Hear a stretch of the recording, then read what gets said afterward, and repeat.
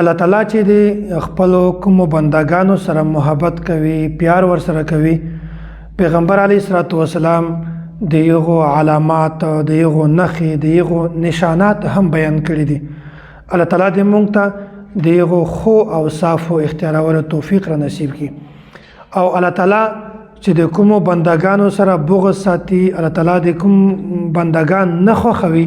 پیغمبر علیه الصلاۃ والسلام هم دغه علامات او دغه نشانات دا هم بیان کړی دي کار د چې خ او صاف اختیار کو الله تعالی محبوب خلق جوړ او د غلطو او صافونه د غلطو کارونه دغه مونږ ته ځان بچ کو چې مونږ ته د الله تعالی مبغوز خلق نشو جوړ جامع ترمذی کې حضرت ابو ذر رضی الله تعالی عنه دا روایت تا فرمایي وای رسول الله صلی الله علیه وسلم فرمایلی دي ثلاثه يحبهم الله وثلاثه يبغضهم الله درې کسان داسې دي چې الله تعالی د یو سره محبت کوي او درې کسان داسې دي چې الله تعالی د یو نه نفرت کوي الله تعالی د یو هغه کسان نه خوښوي فاما الذين يحبهم الله فرجل اتى قوما فسالهم بالله نو درې کسانو کې اول کس د درته بیانوم اول هغه کس چې الله تعالی محبت ورسره کوي نو دا هغه کس ته چې دا کس په پټه باندې د یو ضرورتمند ضرورت پوره کړي مثلا یو کس ته په یو قوم کې دا په یو کلی کې دا په خلکو کې ناسته او یو کس راشي دا صرف د الله تعالی په نامه باندې خلکو ته قسم ورکړي چې د الله تعالی په نامه باندې ما ضرورت پوره کړي د ما خیال وساتئ ما ته څه راکړي دا کې د رشتہ داري تذکره نه وکي د خپل ګاونډیتوب تذکره نه وکي د تعلق تذکره نه وکي صرف د الله تعالی په نامه باندې هغه د خلکو نه مطالبه وکي د خپل ضرورت پوره کولو مطالبه نه وکي بیا د کوم خلک دي هغه ټول انکار ورته وکي هغه د خبره بالکل اوري هم نه هغه ضرورت نه کې پوره خو په دې قوم کې په دې خلکو کې یو کس داسې وي چې هغه په پټه باندې راشي په پټه باندې صدقه راواخلي د جیب نه او د دغه ضرورتمند ضرورت پوره کړي نو دا کس چې کومه ده دا د الله تعالی محبوب انسان ده چې هغه په پټه باندې د یو انسان ضرورت پوره کړي نو په حدیث کې دا خبره راغلی چې اول کس دغه ده چې هغه یو قوم ته راشي او په هغه کې خلک انکار ورته وکړي یو کس د قوم نه راشي او په پټه باندې دغه انسان ضرورت پوره کړي دا اول کس نو وجه د الله تعالی ته محبوب ولې ده یو خبره خدا ده چې دغه انسان په پټه باندې صدقه کړې ده د صدقې ډېر زیات فضایل دي د مصیبتونو الصدقه ترد البلا ډېر زیات فضایل دي خو المعجم الاوسط کې یو روایت ته وایي چې کوم یو کس په پټه باندې صدقه وکړي دا د الله تعالی غصه سړوي نو چې کوم سړی په باره کې د الله تعالی غصه نه وي د الله تعالی غصه سړوي نو دا انسان بیا کامیاب ده نو اوله خبره دا ده د انسان د محبوبیت چې دا په پټه باندې د انسان صدقه ورکړي ده او دومره خبره دا ده چې په دغه ځای کې د سوالګر